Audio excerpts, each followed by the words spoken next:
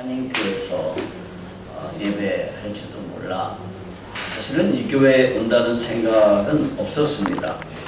그런데 하나님께서 특별하게 이 교회에 올 수 있도록 그렇게 해주셨습니다.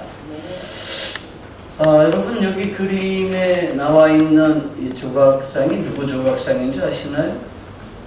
이게 파키스탄 라호르 박물관에 있는 고난받는 석가모니의 불상입니다. 이 사람이 이때 하루에 좁쌀 3알씩만 먹고 금식하고 있었어요. 이렇게 말을 하면 그렇게 하면 됩니다. 그러다가 그래도 안 깨달아져서 어떻게 했느냐면 하루에 좁쌀 1알씩으로 이제 줄였습니다. 그런 상태로 이렇게 이제 거의 죽어가다가 이게 아닌가요?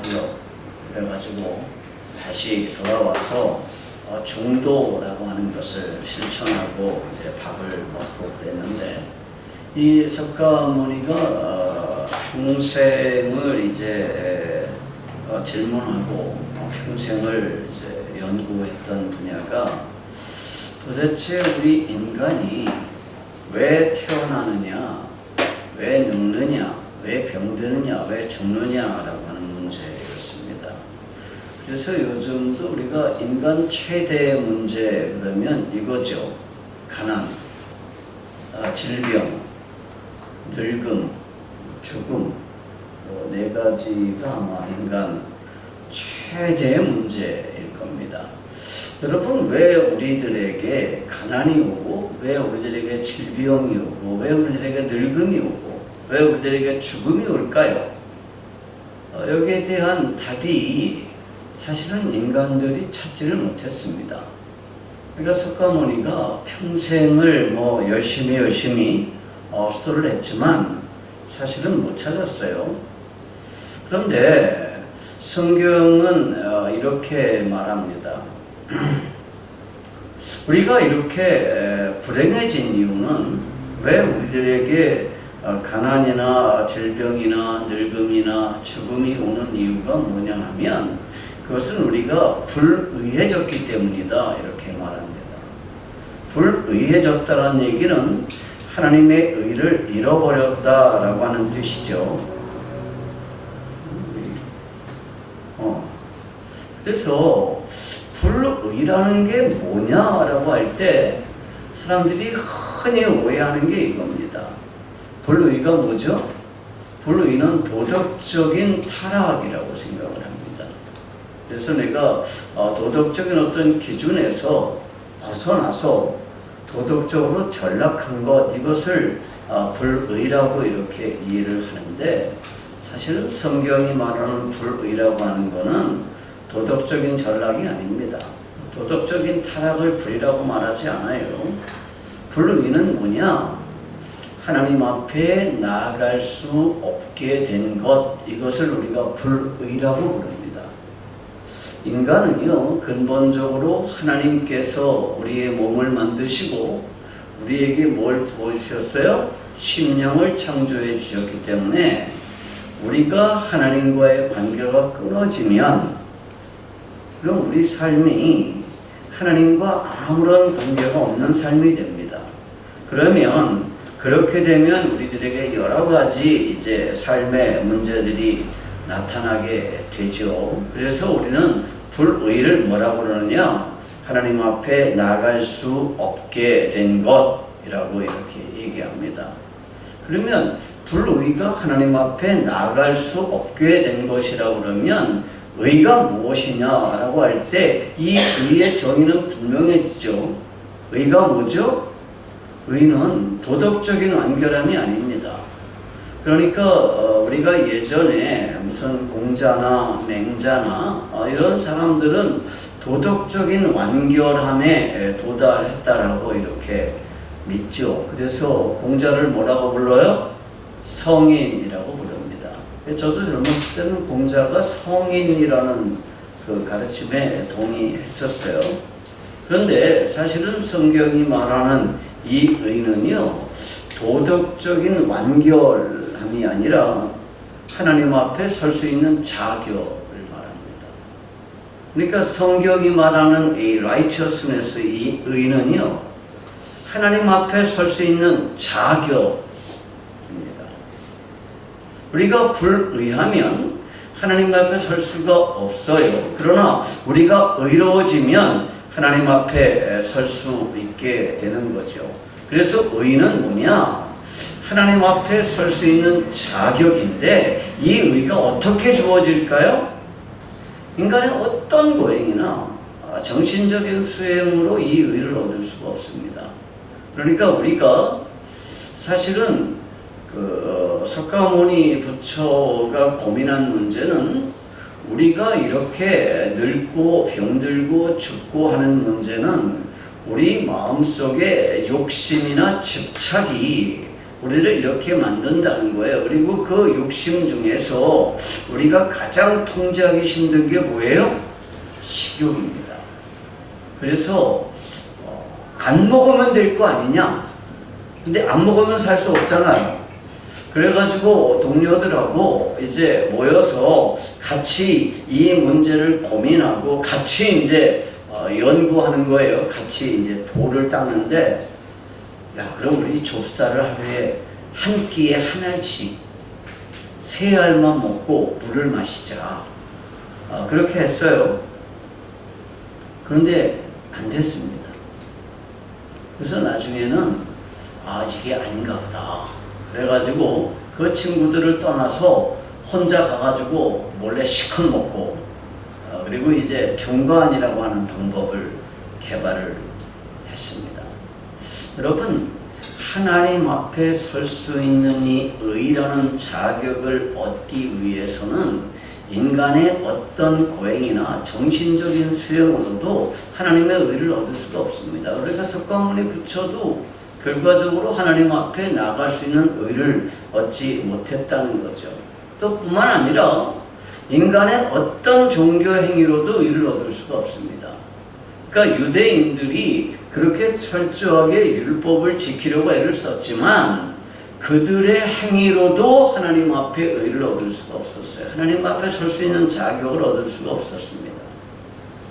인간의 지혜나 인간의 깨달음으로 의를 얻을 수 있을까요? 그러면 아마 우리 김성 교사님처럼 지혜로우신 분들은 아마 깨달음을 얻을 수 있었을 거예요. 제가 보니까 굉장히 지혜롭습니다. 유머 감각이 뛰어난 사람이 지혜롭죠. 그런데 왜 우리가 하나님 앞에 이 불의하게 되었느냐라고 하는 문제를 이해하면 이 의라고 하는 것이 무엇인지를 이해하게 됩니다. 인간이 불의하게 된 이유가 뭐예요? 창세기 3장 5절에 보면 이렇게 되어 있어요. 너희가 그것을 먹는 날에는 너희 눈이 밝아져 하나님과 같이 되어 선악을 알 줄을 하나님이 아심이니라. 이거 누가 한 말이에요? 나귀가 우리 이브 할머니를 유혹할 때 한 말입니다. 당시에 이브는 할머니가 아니고 굉장히 젊고 예쁜 여자였어요. 지금 이제 제가 오늘 비행기를 타고 내일 아침에 집에 도착하는데 집에 가면 제 아내가 기다리고 있을 겁니다. 제 아내는 할머니예요. 근데 처음부터 할머니는 아니었고요. 옛날에 되게 젊고 예뻤어요. 근데 지금은 이제 할머니가 됐습니다. 근데 이 이브를 뱀이 유혹할 때 이렇게 얘기합니다. 너희가 그것을 먹는 날에는 너희 눈이 밝아져 하나님과 같이 되어 선악을 알 줄을 하나님이 아심이니라. 두 가지의 핵심적인 유혹이 있습니다. 첫째는 네가 하나님처럼 될 수 있어. 네가 하나님이 될 수도 있어. 근데 네가 하나님이 왜 못 되는 줄 아냐? 이렇게 말하는 겁니다. 그런데 하나님이 된다는 건 무슨 뜻일까요? 네가 하나님처럼 된다는 게 무슨 뜻이죠? 나귀가 이브에게 와서 네가 하나님이 될 수 있어. 네가 하나님처럼 될 수 있어. 여기서 말하는 하나님처럼 된다는 게 무슨 뜻일까요?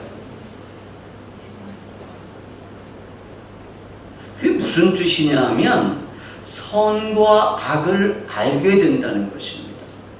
그러니까 선과 악을 알게 되면 네가 뭐가 된다? 너도 하나님이 될 수도 있다라고 하는 거죠. 그래서 지금도 사실은 많은 이방 종교들이 자기가 하나님이 되려는 헛된 노력들을 하죠. 이 태국은 불교가 이제 뭐 굉장히 강세 지역이라고 그러더라고요. 제가 지난 금요일 날 늘 가보고 싶었던 그 에메랄드 사원을 뭐라고 그래요? 왓브라케요. 왓브라케요. 유리를 깨요. 깼어요. 거기를 이제 그 에메랄드 불상을 보러 가려고 그랬는데 거기 그 안내원들이 이렇게 이리 가라고 그러는 데로 가보니까 나오는 데가 나오더라고요. 그래서 못 봤습니다. 근데 그 안에 문이 열려있는 전각이 하나도 없었어요. 다 문이 닫혀 있더라고요. 근데 여러분, 불교의 핵심 교리가 뭐죠? 내가 열심히 수행을 닦아서 뭐가 된다? 부처가 된다. 물론 며칠 전에 불교에서 대형 스캔들이 터졌어요. 여러분들 아시나요? 태국의 아주 고승이 여기 그 골프의 여신이라는 여자가 있대요. 태국에 골프를 아주 잘 치고 사교계에 뛰어난 미인이 있는데 이 여자가 불교의 고승들하고 어쩌어쩌 관계를 맺고 이거 폭로하겠다 그래가지고 돈을 뜯어냈는데 380억 원을 뜯은 거예요. 뭐 태국의 아주 대표적인 승려가 그래서 경찰에 지금 수사를 받고 있고 또 한 승려는 도망갔다가 자수했대요. 근데 아마 태국 언론에 안 나왔을 거예요. 근데 오늘 아침에 제가 그 한국 뉴스를 보니까 그 얘기가 나오더라고요. 모든 그 이방 종교들은 자신이 하나님이 될 수도 있다라는 착각을 하고 있죠. 그 하나님이 될 수도 있다라는 착각 중에 뭐만 할 수 있으면 네가 하나님이 되느냐 하면 선과 악을 네가 결정할 수 있으면 그러면 네가 하나님이 될 수 있다라고 얘기하는 거예요. 여러분, 근데 그 선과 악을 안다는 게 나쁜 일일까요? 뭐가 선한 일인지 뭐가 나쁜 일인지 구별하는 게 이게 죄인가요? 그 죄예요. 우리 집사님, 뭐가 선한 일이고 뭐가 나쁜 일인지 구별할 줄 아세요? 모르세요? 제 기준에서 하는 것 같습니다. 우리 다 뭐가 좋은 일이고 뭐가 나쁜 일인지 알죠? 우리가 세속적인 개념으로 보면 선이라고 하는 건 뭐예요? 나에게도 유익하고 남에게도 유익한 어떤 것이 선입니다. 그러니까 나한테도 유익하고 우리 목사님한테도 유익한 거는 선이에요. 악은 뭐죠? 나한테 손해이거나 혹은 남한테도 손해인 게 악이고 혹은 나한테 유익하지만 남한테 손해인 것도 악이에요. 그죠? 그러니까 선은 나한테도 유익하고 남한테도 유익하게 선이에요. 혹은 나한테는 유익하지 않지만 남한테 유익한 것도 우리가 선이라고 구별을 해요. 그러면 이거를 아는 게 나쁜 일인가요? 우리가 그거 모르고 그냥 바보처럼 그러고 살아야 되나요? 근데 우리가 이거를 구별하게 되면 선과 악을 아는 일에 네가 하나님처럼 되면 선과 악을 알게 되면 네가 뭐가 될 수 있다? 하나님처럼 될 수 있다. 이렇게 이제 마귀가 유혹을 하는 거죠. 근데 성경에서 말하는 선과 악은 개념이 달라요. 어떻게 개념이 다르냐 하면 선이라고 하는 말은 사실은 히브리어에서는 여기 제가 뭔가 하나 그려놨죠. 저게 토브라고 하는 단어예요. 히브리어로는 저게 좋다, 선하다 뭐 그런 뜻이에요. 토브예요. 그런데 이 토브라는 말이 성경에 뭐 엄청나게 많이 쓰여져 있는데 가장 대표적으로 쓰여진 것이 어디냐면 창세기 1장 4절, 10절, 18절, 21절, 31절에 이 토브라는 말이 쓰였습니다. 거기에 무슨 말이 있을까요? 하나님께서 이 우주를 창조하실 때 단원을 완성하시고 하나님 보시기에 어땠어요? 좋았어요. 하나님 보시기에 좋았다라고 하는 단어를 토부라는 말을 쓰고요. 이거를 우리말로 선하다 이렇게 번역을 합니다. 자, 하나님 보시기에 좋았다라는 말이 무슨 뜻이죠?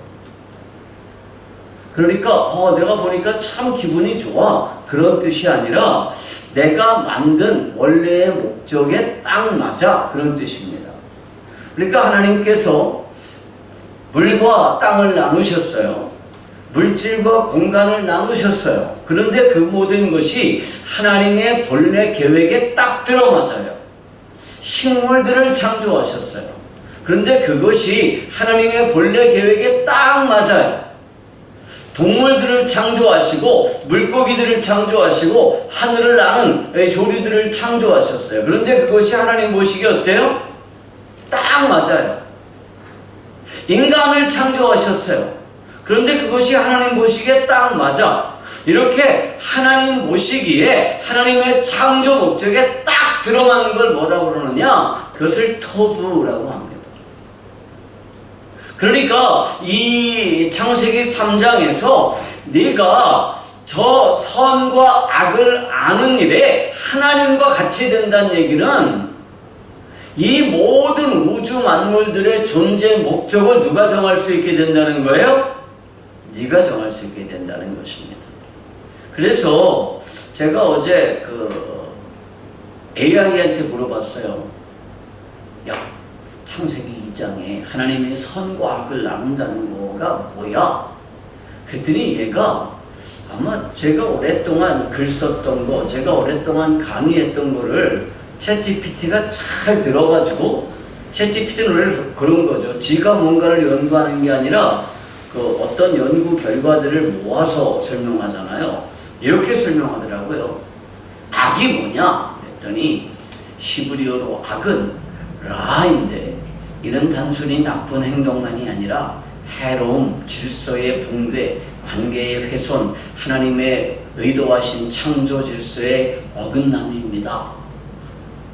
창세기 2장에서 악은 곧 하나님 앞에 선과 악을 스스로 판단하려는 상태이며 피조물이 창조주의 자리를 넘보는 태도를 가리킵니다. 이게 어제 챗GPT가 한 대답이에요. 히브리어에서 그러니까 선과 악을 안다라고 하는 것은 이것도 AI가 한 대답이에요. 선과 악을 안다는 것은 단순한 지식의 습득이 아니라 히브리어에서 알다는 경험하고 소유하고 결정권을 갖는 것을 의미합니다. 따라서 악이란 무엇이냐? 악이란 무엇이 나쁜가를 아는 것이 아니라 하나님을 떠나 스스로 판단의 주인이 되려는 것입니다. 단순히 나쁜 행동을 의미하는 것이 아닙니다. 이게 AI의 대답이에요. 그래서 네가 내 수제자구나. 이거 제가 책에 수없이 썼던 얘기거든요. 근데 여러분 챗GPT에서 오늘 가서 확인해 보세요. 구본식 목사 이렇게 한번 쳐보세요. 그러면 저보다 저를 더 잘 알아요. 구본식 목사는 어떤 사람 어느 학교에서 무슨 공부를 했고 무슨 책을 썼고 요즘 열심히 여기 이 나라 저 나라 강연하고 다니는데 강연의 주제는 뭐고 이 얘기를 하는데 이게 제 강의의 핵심입니다. AI도 그거를 아는 거죠. 그래서 선이라고 하는 것은 터부고요. 이 터부는 존재 목적에 합당한 게 터부고요. 악은 뭐냐? 이 라아라고 하는 거예요. 저게 뒤에 사실은 모음이 하나 붙어야 되는데 제 컴퓨터에서 모음을 찍을 방법이 없어요. 그래서 제가 아직 자판이 서툴러가지고 모음을 못 찍었는데 저게 라아입니다. 라아. 그러면 저게 뭐냐 하면 악이에요. 그런데 성경에서 악이라고 하는 건 뭐냐 하면 존재 목적에서 벗어난 것입니다. 그러니까 모든 만물들은요, 누가 창조했어요? 하나님이 창조하셨죠. 그러면 모든 만물들은 뭐가 있죠? 자, 이거 누가 만들었나요? 우연히 생겼나요? 누가 만들었어요. 이거 왜 만들었죠? 물컵 덮으라고 만들었습니다. 근데 이거를 가지고 우리 집사님 머리통을 빠갤 수도 있죠. 그죠? 할 수 있어요. 이거 가지고. 근데 그러면 이게 창조 목적에 맞게 쓰여진 겁니까? 아니면 다르게 쓰여진 겁니까? 다르게 쓰여진 거예요. 그러면 이게 악이에요. 그러니까 선이라고 하는 게 뭔 뜻이냐 하면 이 글자가 제가 참 마음에 들어요. 아까 그 글자는 정말 뽀다구가 없었죠. 근데 이 글자체를 성경에서 컴퓨터에서 찾기가 좀 힘들어요. 원래 이렇게 펜으로 이렇게 쓰면 저렇게 이쁘게 써지는데 요즘은 하여튼 이상하게 써요. 저게 토브예요. 근데 저 토브라는 말이요, 창조 목적에 합당하다, 존재 목적에 맞다라는 거예요. 그러니까 내가 어떤 거를 만들었는데 그 만든 것이 내가 만든 목적에 딱 맞다, 그런 걸 뭐라 그래요? 토브하다, 이렇게 말하는 거예요. 그런데 그게 이제 고장이 나가지고 지 마음대로 해. 여러분 스마트폰 다 있죠? 거기 카메라 있나요? 없나요? 있어요. 저는 갤럭시 S24를 쓰는데 최근에 KT 제가 VVVIP 고객이라고 공짜로 하나 줬어요. 와, 전화요금도 깎아줬어요. 원래 제가 10몇만 원씩 냈었는데 너무 많이 내세요. 그래요? 좀 깎아드릴게요. 얼마나 깎아줘? 그랬더니 한 달에 6만 원씩만 내면 된대. 나 원래 10몇만 원씩 냈었거든요. 이게 깎아줘서 저기 있어요. 근데 저기 카메라가 좋더라고. 근데 다른 원래 전화기의 본래 기능은 뭐예요? 사진 찍는 용이에요? 아니죠. 다른 사람과 뭐 하는 용이에요? 의사소통하는 용도예요. 근데 저 전화기가 사진기는 훌륭한데 통화가 안 돼. 문자도 안 되고 인터넷도 안 돼. 사진을 보낼 수도 없고 음성을 전달할 수도 없고 문자를 보낼 수도 없어요. 그러면 저 스마트폰 카메라로 가지고 다닐까요? 저건 카메라야 이러고 들고 다닐 수는 없죠. 저는 카메라 되게 좋은 거를 가지고 있습니다. 사진 찍기를 좋아해요. 근데 저게 스스로 생각하기를 나는 카메라야 이렇게 생각하고 카메라 기능 외에 다른 거는 다 고장내면 어떻게 되죠? 그럼 저건 고장난 겁니다. 그러니까 선이라는 건 뭐냐 하면 창조 목적에 합당한 거, 존재 목적에 합당한 거를 우리가 선이라고 부릅니다. 그래서 선이라고 하는 것은 존재 목적에 합당한 거, 악이라고 하는 것은 존재 목적에서 벗어난 것, 이것을 우리가 악이라고 부르죠.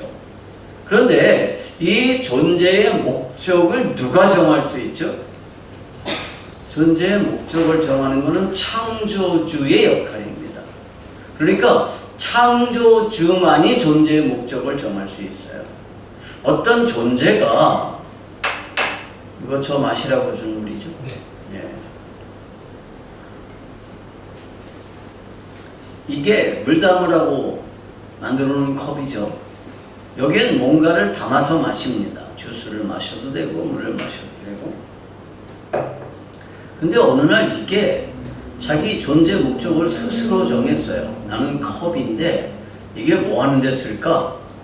뭐 하는 데 쓰면 될까? 고민하다가 이거는 말이야, 내가 여기다가 돈을 넣어가지고 가져다 다니면 되겠다. 그래서 이제 여기다 돈을 넣고 맨날 돌아다녀요. 그럼 어떻게 될까요? 이거는 존재 목적에서 벗어나는 겁니다. 원래 모든 존재는 창조주가 만들어놓은 본래의 목적에 따라서 사용되어질 때 제대로 존재 목적에 맞는 거죠. 그래서 존재의 목적을 정할 수 있는 것은 창조주예요. 그런데 이제 이게 존재의 목적이 맞느냐, 존재의 목적에서 벗어났느냐를 결정하는데, 그거를 내가 결정하면 어떻게 되는 거죠? 그러면 내가 곧 뭐가 되는 거예요? 내가 곧 하나님이 되는 겁니다. 하나님이 결정할 수 있는 일을 내가 결정한다. 그거 내가 하나님이 되겠다는 거예요. 그런데 하나님은 우리가 그 일을 하지 못하도록 안전장치를 만들어 주셨어요. 우리가 그렇게 나 스스로 모든 존재의 목적을 내가 정하지 못하도록 만들어 주신 안전장치가 있습니다. 그게 뭘까요? 그게 선악을 알게 하는 나무의 열매입니다. 그거를 우리가 뭐 하도록 하셨어요? 먹지 못하도록 하셨어요. 그거를 먹으면 이제 어떻게 하는 거예요?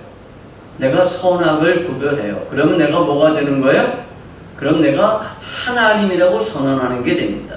그래서 하나님은 우리가 우리 스스로를 하나님이라고 선언하지 못하도록 뭘 만들어 주셨느냐? 안전장치를 만들어 주셨는데, 우리가 그것을 선악과라고 그래요. 근데 우리가 이 성경을 제대로 이해하지 못하니까, 이 세계관을 올바르지 못하니까 선악과를 뭐라고 생각할까요? 불신자들, 무신론자들은 하나님이 인간을 유혹하기 위해서 만든 거라고 생각을 하죠.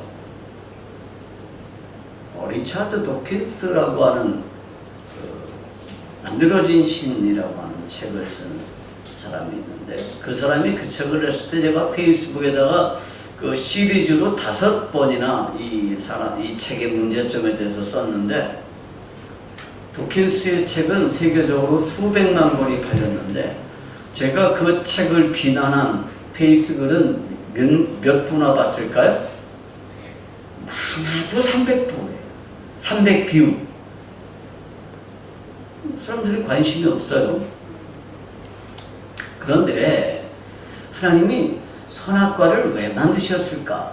신앙이 좀 있는 사람들은 우리가 이 불의하게 된 이유, 우리가 하나님 앞에 죄인이 된 이유가 뭐냐면, 하나님께서 먹지 말라고 한 것을 뭐 했어요? 먹었어. 불순종했대. 그래서 우리가 불순종한 것이 죄다, 이렇게 얘기합니다. 자, 우리 저 뒤에 굉장히 착하게 생기신 분들이 앉아 계신데, 부모님한테 불순종했어요? 순종했어요? 평생에? 불순종한 적이 한 번도 없어요? 순종했어요? 불순종했어요? 근데 부모님이 죽였어요? 내쫓았어요? 그래서 태국에 와 계시나요? 여러분, 우리 자식들이 내 말에 불순종했다고 해서 그 자식을 죽이거나 그 자식을 내쫓는 부모는 이게 제정신이 아닌 거죠. 그런데 하나님은 아담이 맨날 불순종한 게 아니라 말을 잘 듣다가 선악과 먹지 마 그랬는데 먹었대. 불순종했대. 그렇다고 아담을 죽였어. 내쫓았어. 그러면 하나님이 제정신이에요?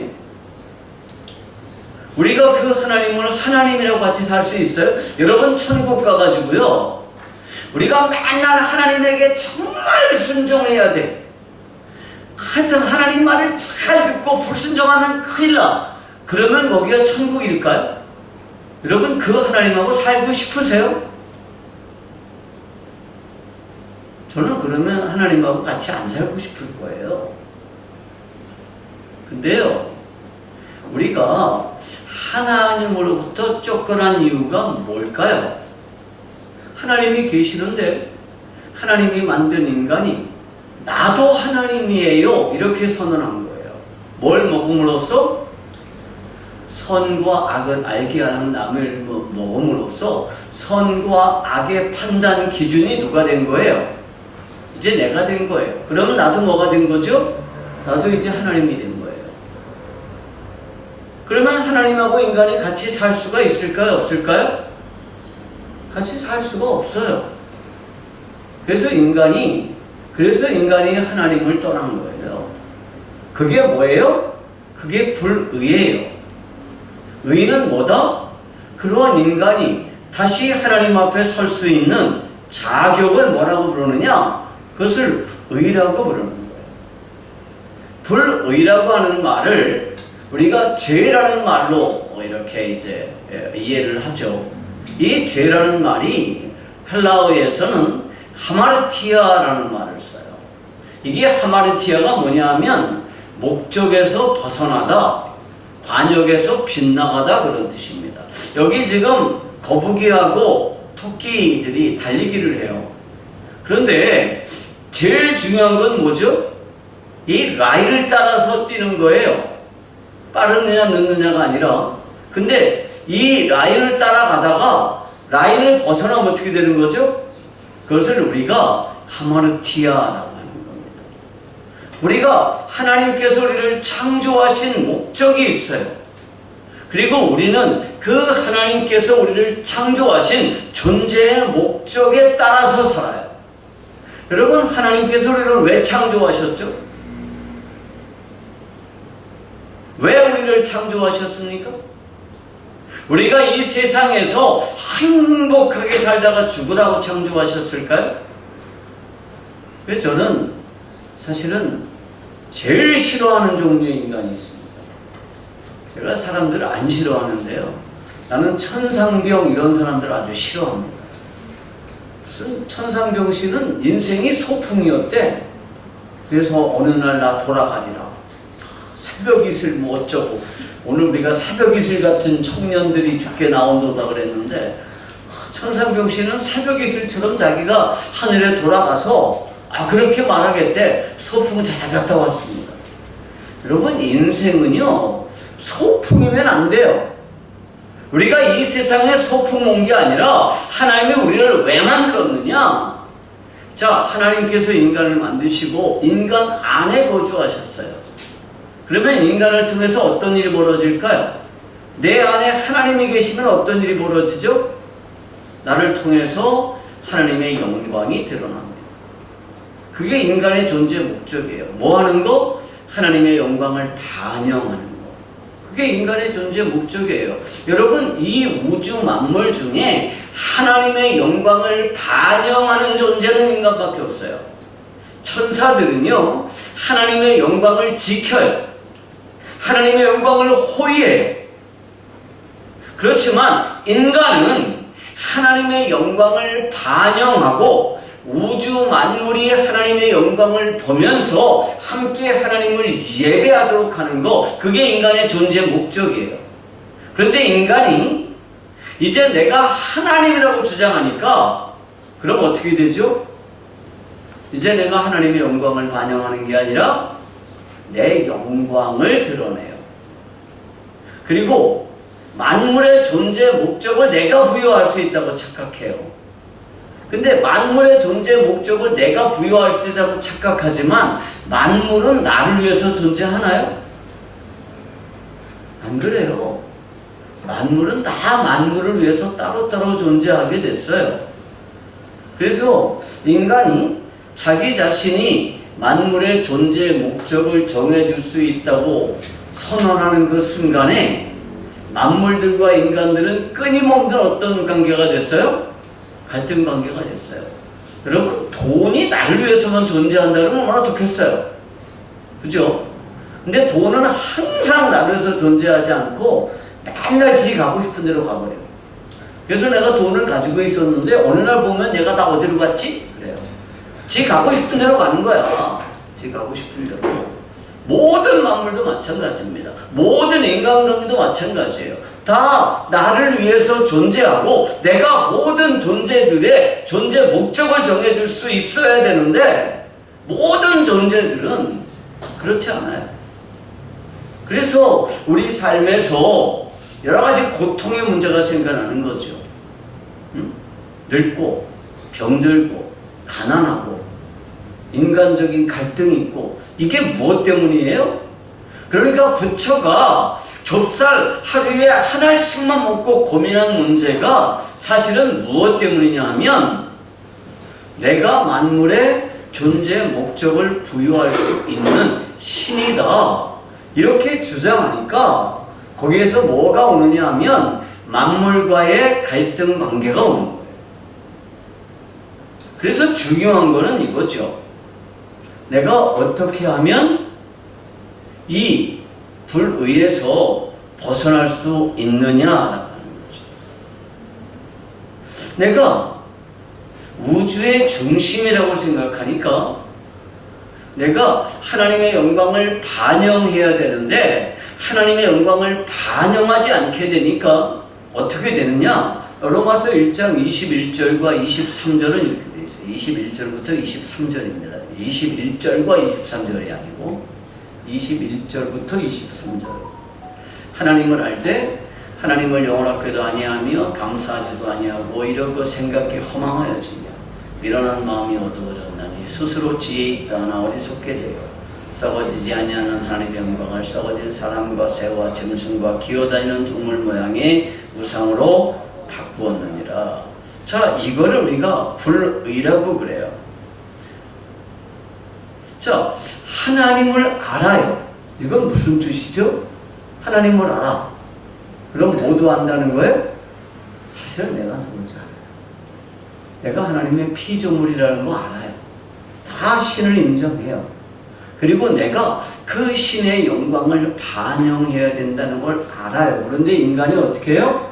그 하나님의 영광을 드러내지 않습니다. 그래서 그것을 우리가 뭐라고 그러느냐? 하나님으로 영화롭게 아니한다. 하나님의 영광을 반영하지 않는다는 얘기가 뭐냐? 그게 하나님을 영화롭게 하지 않는다는 것입니다. 누구를 오히려 영화롭게 해요? 하나님의 영광을 반영하는 게 아니라 내 영광을 반영해요. 그래서 우리가 이 세상을 살면서 최고 내가 힘든 문제가 뭐예요? 누군가가 나를 알아주지 않을 때 제일 힘들어요. 무시당할 때 힘들잖아요. 교인들이 제일 시험 많이 들 때가 언제예요? 여기는 시험지 들고 다니는 분 없죠? 시험지 팔랑팔랑 대면서 담임 목사님을 찾아오는 교인이 가끔 있습니다. 시험 들었다는 거죠. 왜? 안 알아준대. 담임 목사님이 안 알아주고 권사님이 안 알아주고 장로님이 안 알아준대. 내가 얼마나 열심히 하는지, 내가 얼마나 고통스러운지, 내가 얼마나 힘든지 안 알아준대. 항상 뭐가 드러나야 되기 때문에 내 영광이 드러나요. 이것을 우리가 뭐라고 부르느냐? 불의라고 불러요. 뿐만 아니라 우리는 하나님을 예배하기 위해서 창조되었습니다. 내가 예배할 뿐 아니라 나를 통해서 드러나는 하나님의 영광을 보여주면서 만물을 관리하고 만물과 함께 하나님을 예배하도록 창조했는데 어떻게 돼요? 사람은 하나님을 예배하는 게 아니라 뭘 예배할까요? 내 욕심을 예배해요. 여러분, 모든 우상들은 뭐의 표현이죠? 욕심의 표현입니다. 그러니까 우상이 창조주이시고 그분이 예배받으시기에 합당하기 때문에 우상을 예배하는 게 아니라 우상을 예배하면 그 우상이 내게 뭘 줄 수 있다고 믿기 때문에 내게 권능과 힘과 돈과 건강과 이런 것들을 줄 수 있다고 믿기 때문에 그 우상을 예배해요. 그런데 그 모든 우상들은 뭐의 표현이냐 하면 내 욕심의 표현입니다. 그게 사실은 불의예요. 그래서 로마서 1장 24절과 25절에는 이렇게 되어 있어요. 전 이 말씀이 정말 우리가 이거 제대로 이해하지 못해서 그런데 정말 굉장한 말씀이에요. 그러므로 하나님께서 그들을 마음의 정욕대로 더러움에 내버려두사 그들의 몸을 서로 욕되게 하셨으니 이는 그들이 하나님의 진리를 거짓 것으로 받고 피조물을 조물주보다도 경배하고 섬김이라 주는 곧 영원히 찬송할 지구다. 아멘. 여러분, 사람은요 스스로를 하나님이라고 주장하면서 반역을 일으켰습니다. 그리고 선악과를 볼 때 어떻게 생각했어요? 우리 지혜롭게 할 만큼 생각했어요. 그래서 인간은 스스로를 어떻게 생각했어요? 내가 하나님처럼 지혜로워져서 만물의 존재 목적을 부여해 줄 수 있다고 생각했습니다. 그런데 선악과를 먹는 순간 어떻게 됐어요? 어리석어졌어요. 그래서 어떻게 해요? 그래서 모든 만물을 뭐로 만들어요? 우상으로 만들고요. 그것들을 하나님이라고 섬기게 됐습니다. 원래 누가 하나님이에요? 내가 하나님이라고 주장했는데 우리가 내가 하나님이라고 주장했지만 그 삶의 결과는 뭐냐 하면 모든 만물을 우상으로 만들고 나는 어디에 있어요? 그 모든 만물의 찌꺼기가 돼서 그 모든 만물들을 섬기는 존재가 됐다는 거예요. 그게 뭐냐? 그게 불의의 결과입니다.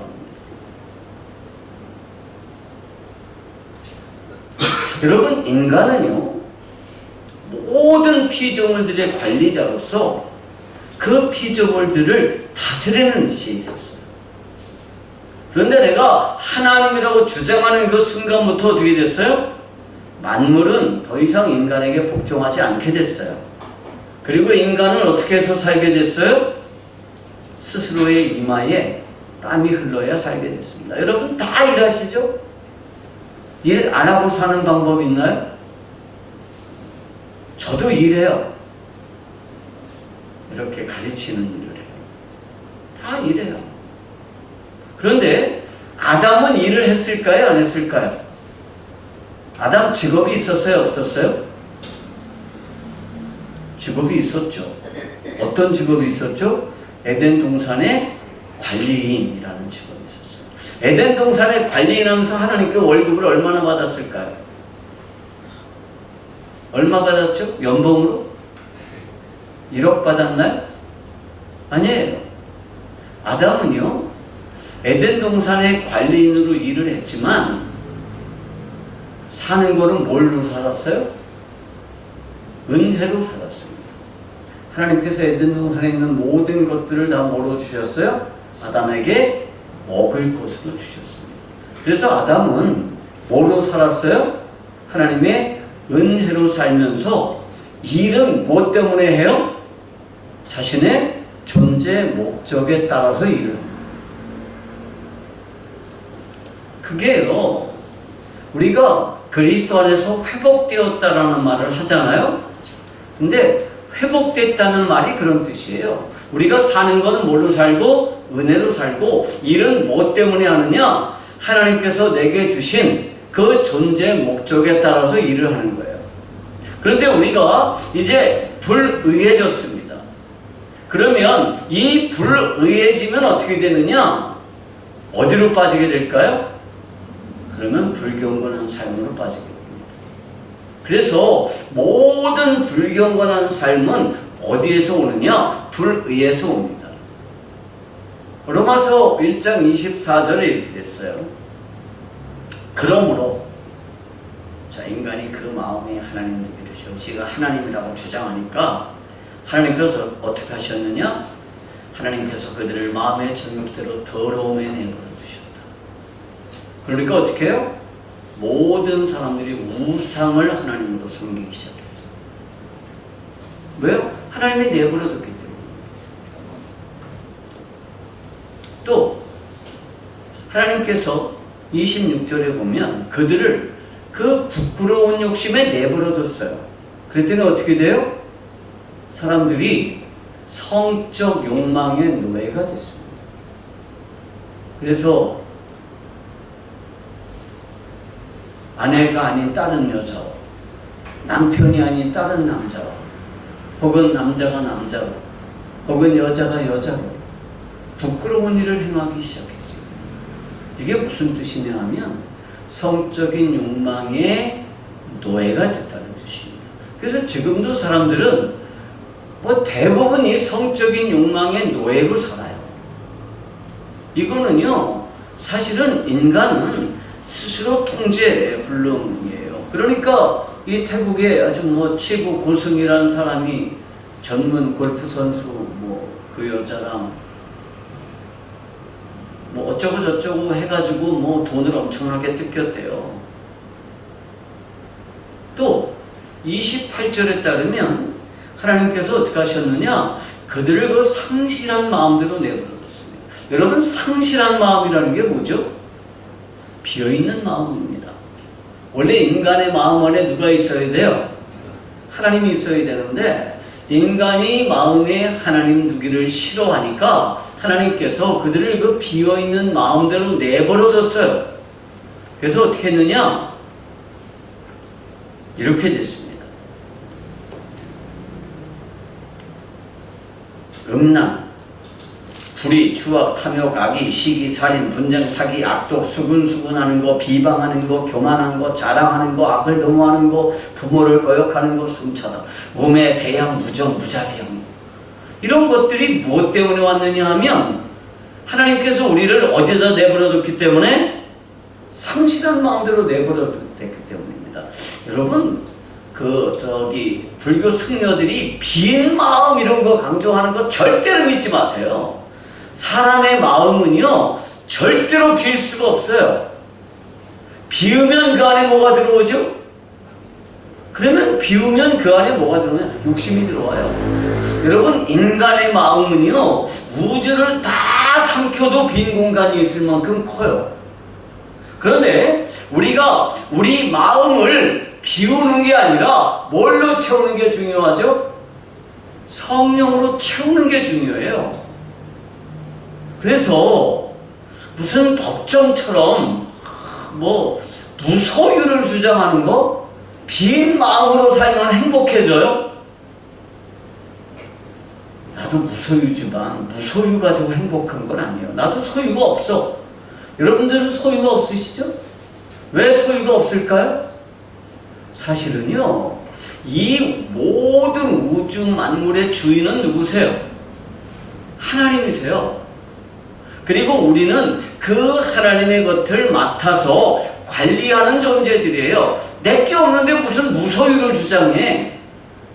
여러분, 내게 원래 아닌데 나는 무소유야. 이거는 말이 안 돼요. 하나님께서 우리들에게 하나님의 것을 맡겨주시면서 하나님의 나라를 세우라고 맡겨주셨어요.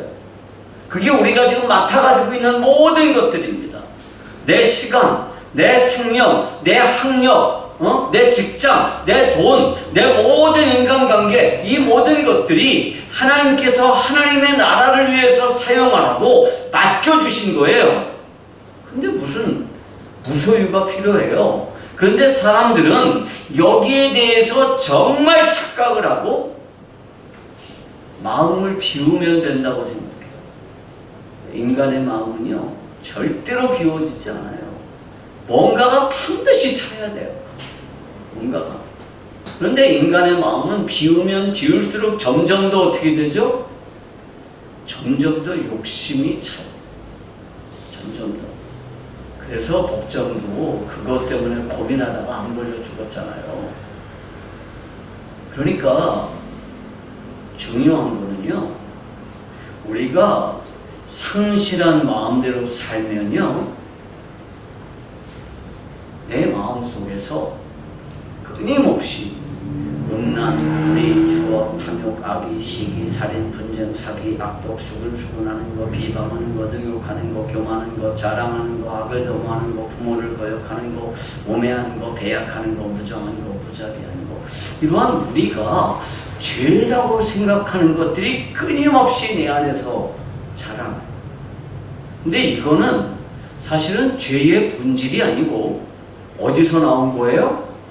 불의에서 나온 겁니다.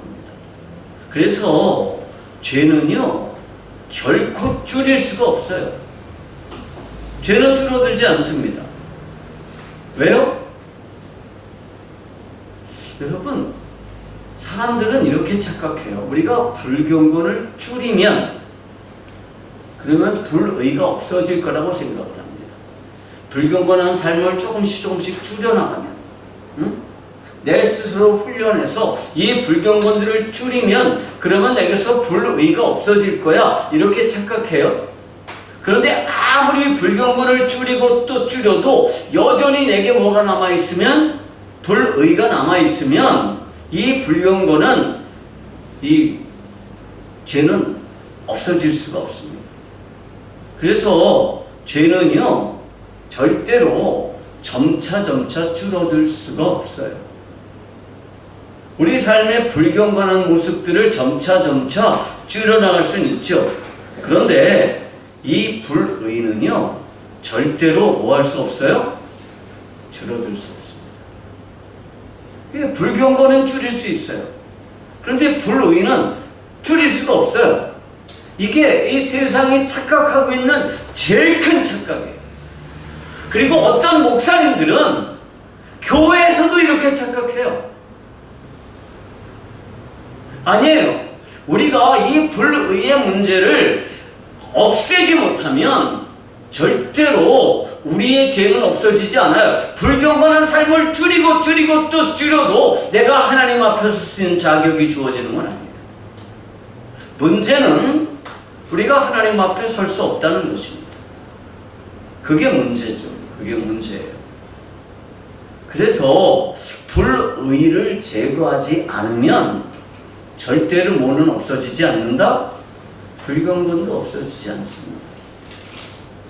불경건을 없애려고 하는 거는요, 근본을 그냥 내버려 두고 흘러나오는 것들만 어떻게 처리하려고 합니다. 어제 우리 사모님이 시장에 가가지고 제가 좋아하는 과일을 사줬습니다. 두리안을 사줬는데요. 여기서 그걸 먹을 시간이 없어가지고 제가 그걸 호텔로 가지고 왔어요. 비닐로 꽁꽁 쌌어요. 냄새가 하나도 안 나더라고요. 그래서 제가 어제 호텔 방에서 이걸 먹으면 안 되잖아요. 그래서 베란다에 나가가지고 그걸 탁 쪼그려 앉아가지고 벌렸어. 그때 그 안에서 냄새가 확 올라오는데 와, 너무 행복했어요. 그리고 어제 2개를 먹었어요.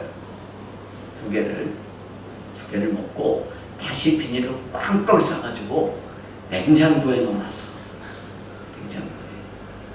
오늘 아침에 물 먹으려고 냉장고를 탁 열었는데 그 안에서 무슨 냄새가 났을까요? 두리안 냄새가 확 났어요. 그러니까 이게 두리안을 없애지 않고는 아무리 비닐로 몇 급을 쌌잖아요. 그죠? 뭐 싸고 또 지퍼를 채우고 뭐 그래도 이게 없어지질 않아요. 마찬가지예요. 우리가요, 불의를 제거하지 않으면 우리 이 불경건은 없어지질 않습니다. 그런데 불의를 없애고 이 의를 얻는 방법이 있어요. 그러니까 불의를 제거하고 하나님의 의를 얻는 방법이 성경의 내용이에요. 이게 사실은 성경 전체예요. 그래서 우리가 어떻게 불의를 없애고 이 하나님의 의를 얻을 수 있느냐, 그 방법이 로마서 6장 23절에 기록되어 있습니다. 뭐라고 되어 있어요? 같이 한번 읽어볼까요? 죄의 삭은 사망이요 하나님의 의사는 그리스도 예수 우리 주 안에 있는 영생입니다. 자, 우리가 하나님 앞에 뭐를 저질렀어요? 나도 하나님이라고 주장했어요. 그러면 내가 하나님이라고 주장했는데 하나님이 나를 너무너무 사랑하셔가지고 야, 네가 그랬지만 그래도 내가 없었던 대로 쳐줄게. 응? 야, 이제부터 내가 용서할게. 없었던 대로 치자. 이걸 이렇게 하면 그분이 하나님이실까요? 아닐까요? 그분은 하나님이 아니세요. 하나님의 속성 중에 중요한 속성이 있죠? 그 중에 하나가 공의입니다. 공의는요, 죄를 없었던 걸로 쳐주시는 게 아니에요. 하나님의 사랑은 죄를 없었던 걸로 쳐주는 게 아니라 어떻게 하느냐? 죄의 대가를 지불하고 우리들에게 뭘 주시는 걸까요? 새로운 생명을 주시는 겁니다. 그래서 죄의 대가가 뭐냐? 사망입니다. 우리가 하나님에게 나도 하나님이라고 주장한 걸 우리가 뭐라고 부르죠? 그걸 우리가 반란이라고. 반란죄의 대가는 뭐죠? 우리가 하나님에게 반란죄를 저질렀어요. 그러면 하나님께서 우리들에게 내릴 수 있는 형벌이 뭐예요? 그거는요, 사형입니다. 그런데 하나님이 우리를 너무너무 사랑하셔서 그래서 그래 네가 반란을 일으켰지만 내가 너를 사랑하니까 그냥 용서해 줄게, 없었던 일로 치자, 그렇게 할 수는 없어요. 어떻게 하시는 거예요? 하나님께서 우리의 반란죄를 그대로 지불받았어요.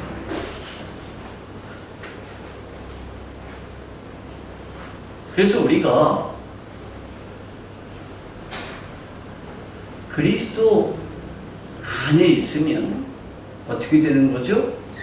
그리스도께서 우리를 대표해서 반란죄의 처벌을 받으실 때, 그분이 나를 위해서 대신 죽을 때, 그때 나는 어디 있었어요? 어제 제가 잠깐 얘기했지만 우리는 예수님이 십자가에 처형당하실 때 어디 있다고 생각해요? 십자가 밑에 있다고 생각하죠. 그래서 우리 예수님 너무너무 불쌍한데 생각만 해도 눈물이 나, 막 이러죠. 근데 아니에요. 우리가 예수님을 믿는다라고 하는 것은 예수님 안에 있다는 뜻입니다. 예수님 안에 있을 때 예수님이 돌아가셨어요.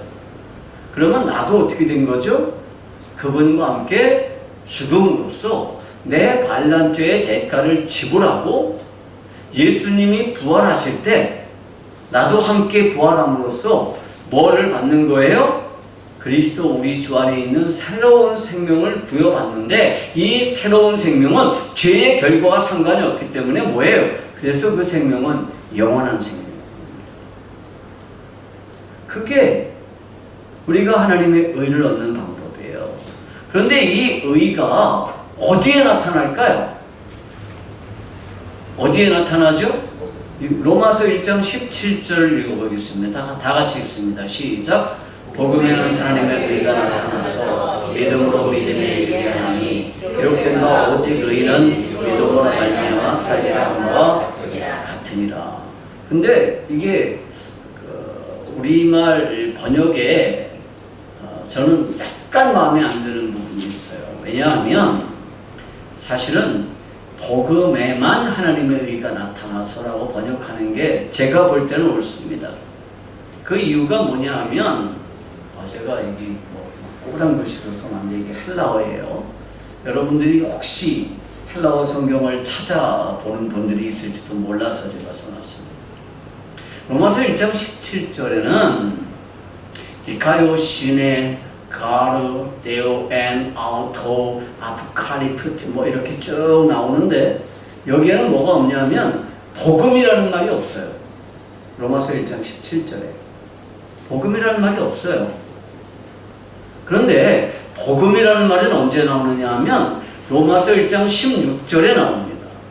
내가 복음을 부끄러워하지 아니하노니 이 복음은 모든 믿는 자에게 구원을 주시는 하나님의 능력이 됩니다. 먼저는 유대인에게요, 또한 헬라인에게로다, 이렇게 되어 있습니다. 그러니까 헬라어에서 복음이라는 말은 뭐냐 하면, 여기 제가 빨간 글씨로 써놨죠. 이거를 뭐라고 하냐면 유앙겔리온이라고 했습니다. 그러니까 이게 동사가 되면 유앙겔리즘 마이가 되고요, 혹은 유앙겔리사토가 되는데요. 일단 기본형은 유앙겔리온이에요. 그런데 이 16절에 유앙겔리온이라는 말이 나오고 17절에도 우리말 번역이나 영어 번역에는 복음에는 하나님의 의가 나타난다 그랬는데, 이 복음이라는 말이 뭐가 지시하느냐 하면 저 위에 제가 빨간 글씨로 써놓은 거 있죠. 17절을 제가 헬라어로 쓰면서 거기 아우터라는 거, 저게 지시대명사입니다. 그러니까 16절에 나와 있는 복음을 지시하는 게 뭐냐? 저게 17절인데 왜 저걸 제가 설명하느냐 하면, 이 아우토는요 단수예요. 단수 명사입니다. 그러니까 복음 외에는 다른 방법이 없다는 거예요. 복음 외에는 하나님의 의가 계시될 수 있는 방법이 없다. 복음에만 뭐가 나타나느냐? 큰일 날 뻔했다. 하나님의 의가 나타나. 복음에만. 그래서 우리가 하나님 앞에 의롭게 되는 방법, 하나님 앞에 설 수 있게 되는 방법은 하나님의 의를 받아들이는 건데, 이 하나님의 의는 어디만 나타나느냐? 복음에만 나타난다. 복음 외에 다른 방법이 없어요. 복음 외에는 다른 방법이 없습니다. 그래서 이 복음이라는 게 뭐죠? 복음의 핵심이 뭐예요? 복음 사건의 핵심은 그리스도께서 성경대로 우리 죄를 위해서 죽으시고 장사되셨다가 성경대로 사흘 만에 다시 살아나셨다라고 하는 게 고린도전서 15장 1절부터 3절까지 말씀의 핵심이에요. 그래서 이 예수 그리스도의 죽으심과 장사되심 그리고 부활하심이라고 하는 이 복음 사건에만 뭐가 나타나느냐 하면 하나님의 의가 나타납니다. 그래서 우리는 뭐라고 믿느냐 하면 예수 그리스도의 죽음으로 말미암아서 우리의 모든 불의가 제거되었다라고 생각합니다. 불의라는 건 뭐라 그랬어요? 하나님 앞에 나갈 수 없게 된 이유라고 그랬죠. 그래서 예수 그리스도가 우리의 죄를 위해서 대신 죽으시고 우리가 그 안에서 우리 죄의 대가를 지불함으로써 우리가 뭐가 됐느냐? 모든 불의가 제거됐습니다. 그리고 동시에 어떻게 돼요? 예수 그리스도의 부활을 통해서 뭐가 만들어졌어요? 새로운 의가 만들어졌습니다. 예수는 우리의 범죄한 것 때문에 내줌이 되고 또한 우리를 의롭다 하시기 위하여 살아나셨느니라. 이게 로마서 4장 25절의 말씀이에요. 자, 여기서 핵심이 뭐죠? 그러니까 예수 그리스도의 부활을 통해서 그 부활의 생명이 내게 주어지면 내가 이제 어떻게 되는 거예요? 내가 의로워지는 거예요. 그러니까 내 옛 생명을 아무리 변화시켜도 절대로 하나님의 의에 다가갈 수가 없어요. 하나님이 그 옛 생명이 아무리 거룩해져도 뭐 거룩할 수 없지만 하나님은 그것을 의롭다라고 말하지 않아요. 그런데 내가 예수 그리스도 안에서 이 죄의 대가를 지불하고 죽었고 그리스도와 함께 다시 살아났으면 그리스도께서 내게 뭘 주시느냐? 새로운 생명을 부여해 주시는데 이 새로운 생명이 어떤 생명이냐? 의로운 생명입니다. 그래서 예수 그리스도의 부활이 없으면 절대로 우리가 뭐 할 수 없어요? 의로워질 수 없어요. 이게 로마서 4장 25절의 말씀입니다. 그런데 문제는 이거죠. 자, 나는 내 옛 아담은 어떻게 됐어요? 예수 그리스도께 죽었어요. 그리고 나는 지금 뭘 가지고 사는 거예요? 예수 그리스도의 새 생명을 가지고 살죠. 맞아요? 근데 현실은 어때요? 현실은 이렇습니다. 죽어버린 옛 아담이 날마다 새 생명을 이겨요. 이게 문제죠.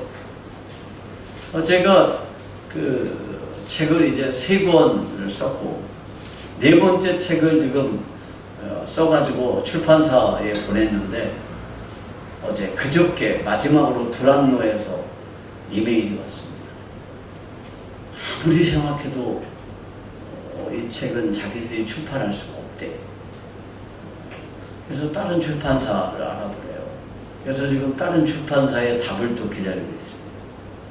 근데 이번에 쓴 책의 제목은 이겁니다. 나는 왜 항상 돈에게 지니까? 여러분 왜 항상 돈에게 지죠? 돈을 다스리는 방법이 있을까요? 돈에게 이기는 방법이 있을까요? 그 책에 답이 있어요. 그러니까 이 책이 뭐 어쨌든 출판이 될 텐데 꼭 사서 읽어보십시오. 저 뒤에 보니까 제가 쓴 책이 한 권 있던데 통으로 읽는 복음. 그 책도 나중에 보세요. 저거 되게 재밌는 책입니다. 그런데 왜 우리가 그 죽어버린 옛 사람, 우리가 예수 그리스도 안에서 죽었잖아요. 그리고 새로운 생명이 내게 주어졌는데 이게 왜 맨날 질까? 옛사람에게. 그 답이 사실은 창세기에 나옵니다. 창세기 21장 9절에서 10절에 이런 내용이 있어요. 아이가 자라며 젖을 떼고 이삭이 젖을 떼는 날에 아브라함이 큰 잔치를 베풀었더라. 사라가 본즉 아브라함의 아들 애굽 여인 하갈의 아들이 이삭을 놀리는지라 그가 아브라함에게 이르되 이 여종과 그 아들을 내쫓으라. 이 종의 아들은 내 아들 이삭과 함께 기업을 얻지 못하리라. 이게 도대체 뭔 관계가 있을까요? 근데 실제로 우리가 왜 옛사람에게 지배당하는지, 그리고 옛사람으로부터 노연하기 위해서는 어떻게 해야 되는지가 이 내용에 나와 있습니다. 여러분, 사람들마다 젖을 떼는 시기는 다 다르죠. 저는 몇 살 때 젖을 뗐는지 기억이 없습니다만 사람들마다 달라요.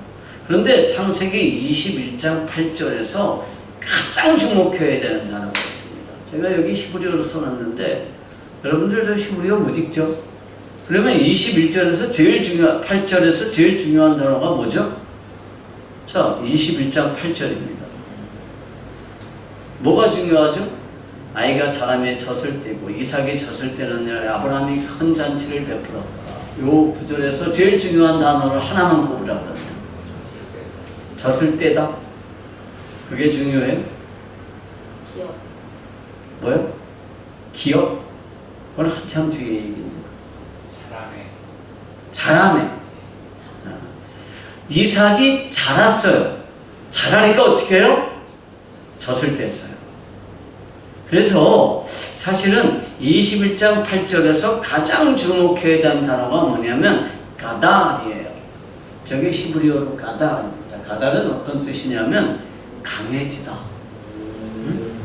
자랐다, 어른이 됐다, 용사가 되었다, 그런 뜻입니다. 그러니까 이삭이 이제 자랐어요. 자라서 어떻게 됐어요? 강해졌어요.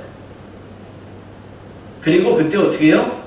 젖을 뗐어요. 그러니까 우리는요, 젖 너무 일찍 떼요. 젖 너무 일찍 떼가지고 애들이 약해.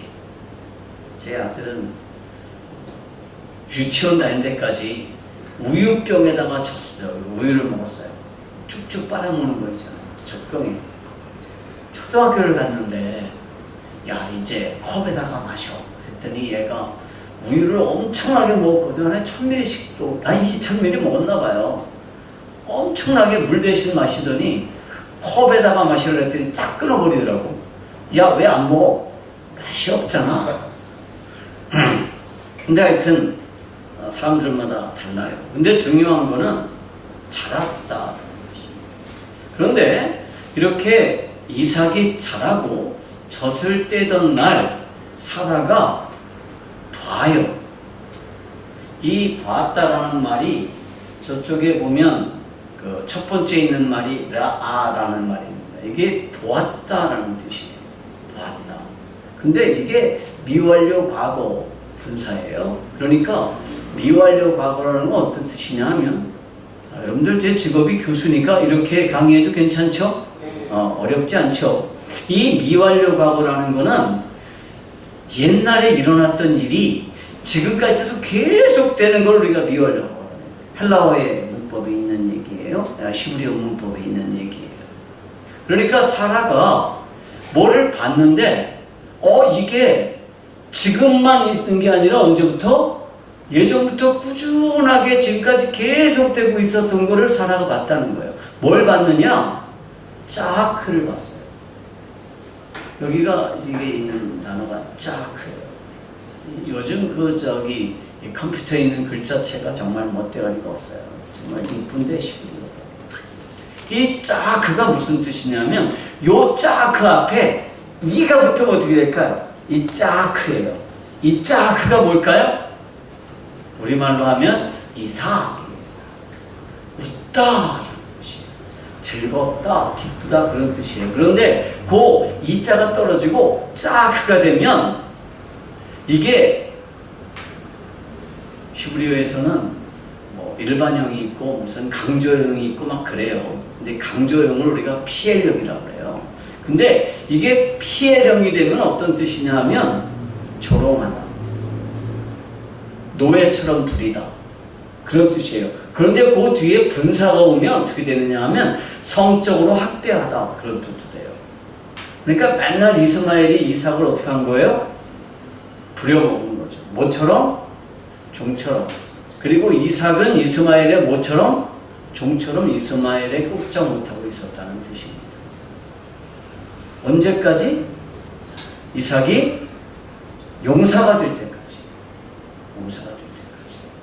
갈라디아서 4장 29절에서 바울은 이 부분을 이렇게 설명해요. 그러나 그때에 육체를 따르는 자가 성령을 따르는 자를 박해한 것 같이 이제도 그러하도다.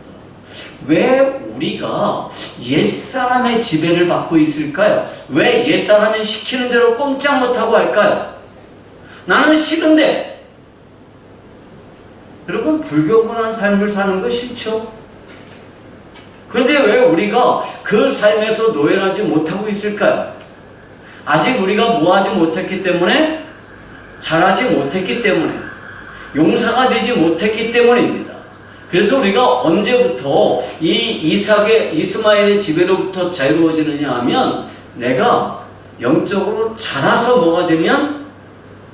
용사가 되면, 내가 영적으로 자라서 이제 엄마 젖을 떼고 독립하게 되면, 그러면 어떻게 돼요? 그러면 죄의 지배로부터 자유로워지게 됩니다.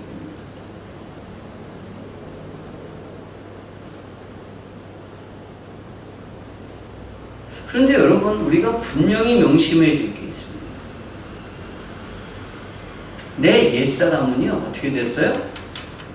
죽었어요. 그것을 우리가 그리스도의 대속이라고 그래요. 그런데 이 대속이라는 말이 나는 멀쩡히 살아있고 예수님만 대신 죽은 게 아니라 예수 그리스도가 죽을 때 나도 그 안에서 그와 함께 죽음을 경험했다는 뜻입니다. 그게 갈라디아서 2장 22절의 말씀이에요. 그리스도와 함께 어떻게 됐어요? 내가 십자가에 그리스도와 함께 못 박혔다. 이렇게 사도 바울이 고백하잖아요. 사도 바울은요, 어떻게 죽어요? 사도 바울이 어떻게 죽였냐 아는 사람? 로마에서 목이 잘려서 죽어요. 목이 잘려서. 근데 사도 바울이 뭐라고 얘기해요? 죽기 훨씬 전에 내가 그리스도와 함께 십자가에 못 박혔다. 이렇게 말합니다. 그 말하는 나는 누구일까요? 내 옛사람. 그래서 이제 내가 사는 것은 어떻게 사는 거예요? 나를 사랑하사 나를 위하여 자기 몸을 버리신 하나님의 아들을 믿는 믿음 안에서 사는 것이다. 이렇게 얘기합니다. 그게 사실은 그리스도인의 실체예요. 그러니까 그리스도께서 나를 위해서 죽었기 때문에 나는 멀쩡히 살아있는 게 아니라 나도 같이 죽었어요. 그리스도 안에서. 그리고 그리스도 안에서 어떻게 됐어요? 그리스도와 함께 부활했어요. 그리고 내게 새로운 생명이 주어졌어요. 그리고 이 새로운 생명이 성장하면 성장할수록 어떻게 해요? 내 옛 생명은 어떻게 해요? 죽었다는 것이 점차 확인되어집니다. 여러분, 우리가 착각하지 말아야 되는 게요, 내 옛 생명은 점차 죽는 게 아니에요. 어떻게 해요? 이미 예수 그리스도와 함께 죽었어요. 그리고 사생명이 자라나는 것에 따라서 옛생명의 죽음을 어떻게 해요? 점차 확인되어집니다. 그게 우리 성경이 말하는 거고 그게 우리 믿음의 핵심이에요. 그런데 우리가 이 부분에 대해서 착각하는 경우가 참 많죠. 그런데 우리가 이제 뒷부분으로 갑니다. 여러분, 이 세상에 왜 살죠? 하나님은 왜 여러분들을 살려주시나요? 제가 11년 전에 베트남 하노이에서 죽을 뻔했어요. 중풍이 와가지고. 베트남 하노이에 이런 똑같은 강의를 이제 마치고 내일 저녁에 캄보디아 프놈펜으로 가려고 비행기표 다 사놓고 있었는데, 하노이에서 아침에 일어났는데 몸이 이상해. 안 걸어져요. 쩔뚝거려지고 말이 안 나와. 이상하네? 식당에 내려가서 쩔뚝거리고 내려가서 밥을 먹으려고 그러는데 이 포크를 못 짚겠더라고요. 자꾸 떨어뜨려요. 그래서 문제가 생겼구나. 그런데 내가 뇌졸중이 와가지고 그때 죽을 뻔했어요. 근데 어떻게 해가지고 하여튼 한국으로 돌아가서 살았어요. 그리고 오른쪽이 다 마비가 된 상태였어요. 그리고 퇴원했어요. 그리고 후유증이 심각하게 남을 거라고, 앞으로 말도 못할 거라고 그랬어요, 의사가. 근데 저 말도 잘하죠? 제가 얘기 안 하니까 여러분들이 모르겠죠? 근데 이게요, 하나님은 왜 나를 살려주셨을까요? 하나님이 여러분들을 왜 살려주셨죠? 여러분이 천국 가는 게 목표입니까? 내가 천국 가는 게 목표라 그러면 사실은 저는 예수 믿은 게 1974년 3월 9일 날 밤이에요. 내가 날짜도 기억해요. 시간도 기억해. 그때 정말 복음을 깨닫고 정말 인격적으로 예수님을 만나고 정말 인격적으로 하나님을 만나고 그분을 내 주인으로 모시기로 약속했어요.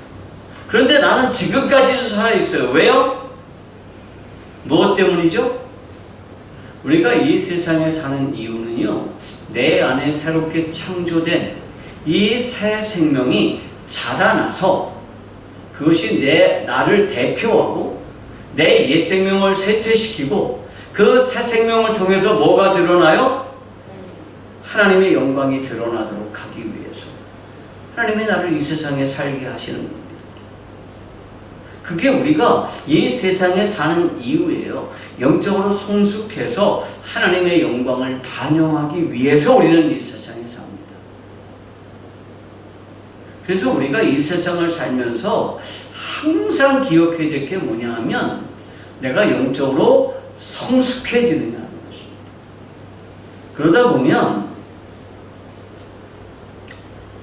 이제 이게 중요하죠. 여러분, 영적인 성숙은요, 깨달음으로 이루어지는 게 아니에요. 여기 있는 이쁜 애가 제 손녀딸입니다. 이걸 제가 왜 넣냐 하면 얘가 낳았을 때요 2.3kg였어요. 여러분 상상이 되세요? 정말 요만했어. 그래서 제가 이 아이를 안고 축복 기도를 하는데 처음에 조금만 세게 지면 부러질 것 같아요. 놓으면 떨어뜨릴 것 같아요. 그래서 제가 잡으면 터질까, 놓으면 놓칠까, 그 말을 했다는 게 그때 실감이 되더라고요. 근데 지금은 얘가 이렇게 건강하고 예뻐졌어요. 지금은 더 컸어요, 이제. 컸어요. 아주 예쁘게, 똑똑하게, 정말 잘 자랐어요.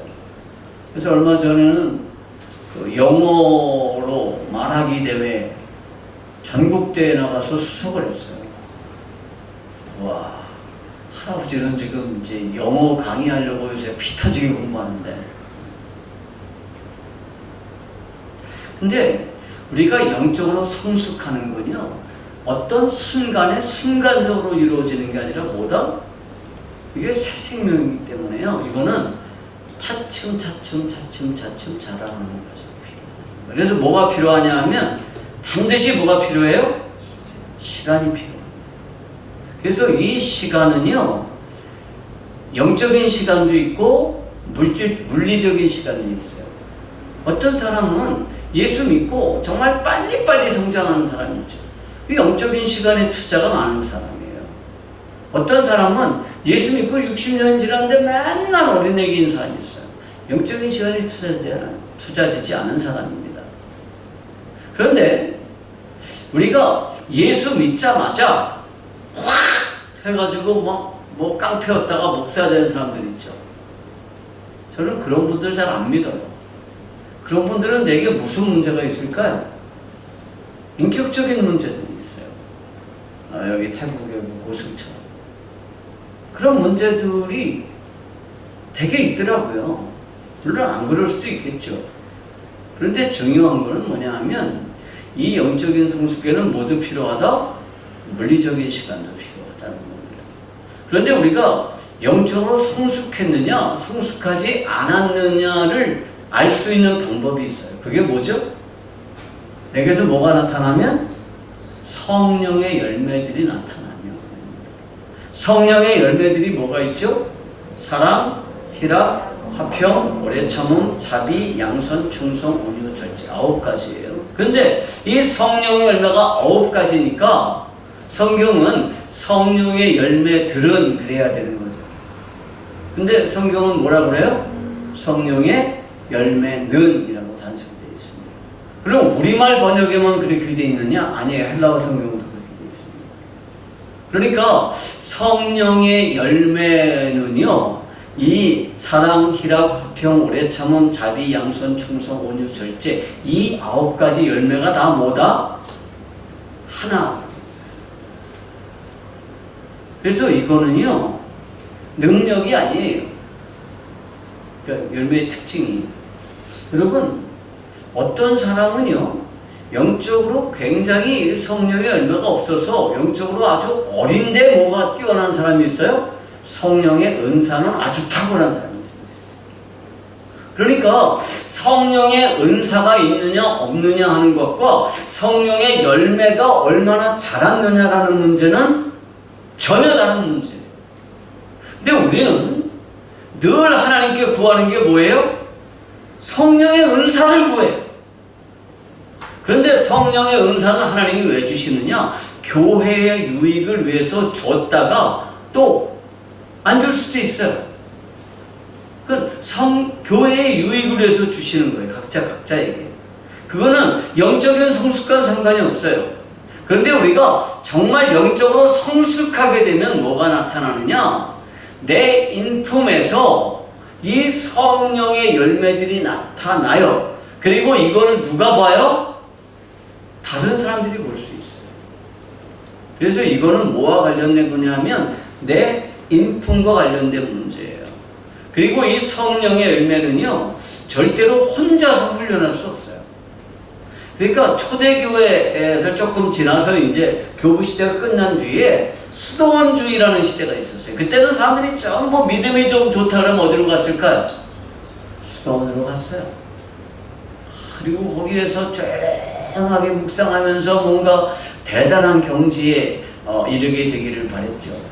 그래서 2000년대 초반쯤 됐을 때 한국 교회에도 토마스 아켄피스라는 사람이 쓴 그리스도를 본받아라고 하는 책이 아주 선풍적인 인기를 끈 적이 있습니다.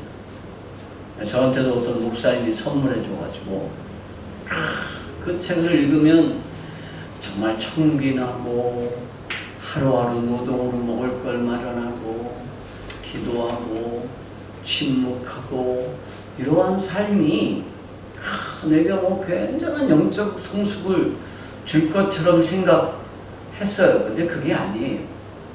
그러니까 이 성령의 열매는요, 그렇게 혼자서 만들어질 수 있는 게 아니고요. 또 혼자서 사는 데는 필요하지도 않아요. 혼자 사는데 맨날 사랑해. 벽아 사랑해. 벽을 보면서. 이거 안 돼요. 그래서 이 성령의 열매는요, 혼자서 훈련할 수 없고 공동체 안에서 훈련되고 혼자 사는 데는 필요하지 않고 공동체 안에서 필요해요. 그런데 이 성령의 열매라는 게 내가 열심히 노력하고 내가 열심히 수련하면 만들어지느냐? 그렇지 않아요. 이 성령의 열매가 내게서 나타나도록 내 인품이 그리스도의 성품을 닮아가도록 돕기 위해서 누가 오셨어요? 내 안에 성령께서 오셨어요. 그 성령님의 별명을 우리가 뭐라고 불러요? 보혜사, 파라클레토스. 파라는 헬라어로 옆에서라는 말이고요. 클레토스는 돕는다. 돕는다. 그러니까 옆에서 도와주시는 분이 있어요. 그분이 누구냐? 그분이 성령님이죠. 그런데 성령님이 내게 들어와서 도와주시지만 우리가 해야 될 일이 있어요. 그게 뭘까요? 인생은요, 끝없는 선택의 연속입니다. 끝없는 선택의 연속입니다. 여러분들이 오늘 여기 교회가 온유한 교회, 온누리 교회인가요? 방콕 온누리 비전 교회. 좋은 말은 다 갖다 붙였어요. 옛날에 우리가 어릴 때는 교회 이름이 대부분 어느 교회였는 줄 아세요? 제일교회, 중앙교회 이런 게 아주 되게 유명했어요. 근데 제 친구 목사님 교회가 제1중앙교회예요. 여기도 온누리 비전교회다. 여기를 올까? 다른 데를 갈까? 고민하시는 분 혹시 계세요? 우리 끝없는 선택의 연속이죠. 그런데 여러분, 우리가 영적으로 성숙하려면 뭐를 해야 되냐면 선택의 기준을 잘 정해야 돼요. 근데 우리는 선택의 기준이 뭐죠? 유익이에요. 이렇게 하면 나한테 유익할까? 이렇게 하면 나한테 손해일까? 이게 우리 선택의 기준이에요. 그런데 여러분, 우리가 영적으로 성숙해서 내게서 하나님의 영광이 드러나려면 선택의 기준이 뭐예요? 그러면 영적인 성숙입니다. 내가 어떤 일을 선택할 때 뭐를 기준으로 해야 돼요? 이렇게 하면 내가 영적으로 성숙할 것인가? 아니면 나를 영적으로 퇴보시킬 건가? 이게 우리 기준이 돼야 돼요. 그러니까 젊은이들이 술을 마셔도 됩니까? 이렇게 물어봅니다. 그거 간단해요. 내가 영적으로 성숙할 것 같으면 매일 술 마셔야 됩니다. 영적으로 성숙할 수 있으니까. 많이 마시면 좋죠. 저처럼 알코올 엘러지가 있어가지고 알코올을 요만큼만 마셔도 온몸에 두드러기가 나는 사람은 곤란해요. 응? 그러니까 내가 영적으로 성숙하기 위해서 술을 마셔야 된다 그러면 늘 마셔도 돼요. 그런데 얘가 이 술을 마시는 게 나를 영적으로 퇴보시킬 거다. 그러면 안 하는 거예요. 게임하는 거 마찬가지예요. 담배 피는 거 마찬가지예요. 내가 어떤 친구와 교제를 나눌 건가? 그것도 내가 저 친구와 교제를 하면 나를 영적으로 성숙시킬 건가? 퇴보시킬 건가? 이게 절대적인 기준이 돼야 돼요.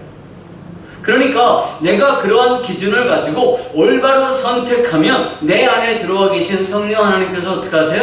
나를 도와서 내가 영적으로 성숙하게 된다. 제가 몇 년 전에 북인도 선교사 회의에 이제 말씀을 전하러 갔더니 어떤 선교사님이 다리가 부러져가지고 기프스를 이렇게 하고 쭉 절뚝거리면서 왔어요. 근데 이번에 다리가 부러져서 못 갈 것 같아요. 그랬더니 저를 초청하신 선교사님께서 무엇가 너를 영적으로 성숙시킬 건지 선택의 기준이 뭔지 잘 생각해봐 그랬대요. 그렇다고 이분이 거기로 오셨어요. 그리고 지금도 그분이 저한테 수시로 문자하고 그래요. 저기 어디 사냐면 나갈랜드에 살아요. 부인이 나갈랜드 사람이에요. 근데 제가 아직 나갈랜드를 못 가봤어요. 그런데 우리가 이제 마지막 결론입니다. 우리가 영적으로 성숙하잖아요. 우리가 영적으로 성숙하는 거는요, 끊임없이 죄와 싸우는 거고, 우리가 영적으로 성숙하는 거는 우리가 이 죄와의 싸움에서 승리하는 겁니다. 그런데 우리가 죄와의 싸움에서 승리하기 위해서는 명심해야 될 게 있습니다. 첫째, 내 옛사람을 억압하려고 애쓰지 마세요. 그러니까 내 옛사람을 억압하려고 들지 마세요. 이건 이미 죽었어요. 오히려 어떻게 해요? 새 사람을 성장시키는 일에 관심을 가져요. 그러니까 부정적으로 내 옛사람을 죽이면 된다고 생각하는데 아니, 이건 이미 죽었어요. 근데 뭘 또 죽여? 오히려 이거는 내게로 두고 뭐를 해야 돼요? 내가 영적으로 성숙하는 일에 관심을 가져야 되는 겁니다. 그래서 옛 생명이 죽는 속도는요, 새 생명의 성장 속도에 반비례합니다. 그러니까 새 생명이 자라나면 자라날수록 내 옛 생명은 어떻게 해요? 점차 죽었다는 게 확인돼요. 점차 힘을 잃어갈 겁니다. 그런데 그게 우리 실제 생활에서는 어떻게 나타나느냐? 성령의 열매라는 게 어떻게 나타나느냐? 어떻게 나타날까요? 저는 이렇게 나타난다고 생각합니다. 생각하는 것, 말하는 것, 사람을 대하는 것, 일을 대하는 자세, 돈을 대하는 태도에서 예수님의 모습을 증명해 보이는 것입니다. 그러니까 이게 내 삶에서 사람들이 내가 사는 모습을 통해서 예수님을 보는 건데 내가 사는 모습이라는 게 뭐냐? 내가 어떤 생각을 하는지, 내가 생각하는 것이 내가 정말 새 생명을 가지고 생각하는 거라면 내 생각이라는 게 뻔하잖아요. 내가 생각한 대로 사람은 말합니다. 그래서 내가 말하는 거예요. 사람을 대하는 태도, 가식적으로 대하는지, 진실로 대하는지, 내가 어떤 사람에 대해서 어떤 태도를 가지고 저 사람을 내가 이용해 먹을 가치가 있나 없나 이렇게 대하는 것이 아니라 한 사람의 귀한 영혼으로 대하는지. 일을 하는 자세도 마찬가지죠. 여러분들이 일을 하는데 그 일을 어떻게 하라는 거예요? 하나님의 일을 하듯이 하라는 거예요. 하나님의 맡겨주신 일을 하듯이 하라는 겁니다. 그 일이 어떤 일이든지 상관이 없어요. 우리 저 뒤에 저 청년은 한글 교사라고 그러는데 그 일이 하나님께서 맡겨주신 일입니다. 무엇을 위해서? 하나님의 나라를 확장하기 위해서입니다. 저는 직장 생활을 10년 했어요. 그러니까 학교 졸업하고 다시 신학교 가기 전에 직장 생활을 우리나라 대기업에서 10년을 했는데 그 10년 동안 직장 생활을 하면서 사실은 이거 잘 몰랐어요. 근데 하여튼 열심히 했어요. 왜 열심히 했을까요? 이사돼 보겠다고. 이사돼 보겠다고 정말 밤낮을 안 가리고 일했어요. 근데 지금 생각해보면 그때 내가 하나님의 일을 하는 자세를 했구나 라는 사실을 이제서 깨달아요. 돈을 대하는 태도도 마찬가지입니다. 그러니까 내가 생각하는 거, 말하는 거, 사람을 대하는 거, 일을 대하는 거, 돈을 대하는 태도를 보면 여기에서 뭐가 증명이 돼요? 예수님의 모습이 증명이 되면 그게 내가 영적으로 성숙했다라는 증거입니다. 오늘 목사님이 기도하겠습니다. 하나님 감사합니다. 이 종을 태국까지 보내시고 또 이 지역 저 지역에서 이 사람 저 사람을 만나게 하시고 하나님의 말씀을 전하게 하셨으니 하나님 감사합니다. 이 종이 이곳에 와서 하나님의 귀한 말씀을 전하는 곳마다 성경적인 세계관이 세워지게 하여 주시옵시고 이 말씀을 들은 사람들마다 영적으로 성숙되게 하여 주시옵시며 이 땅에 그 불쌍한 영혼들에게 주의 복음을 전할 때에 능력 있게 하여 주시옵소서. 우리 주님 예수 그리스도의 이름으로 감사하며 기도하옵나이다. 아멘.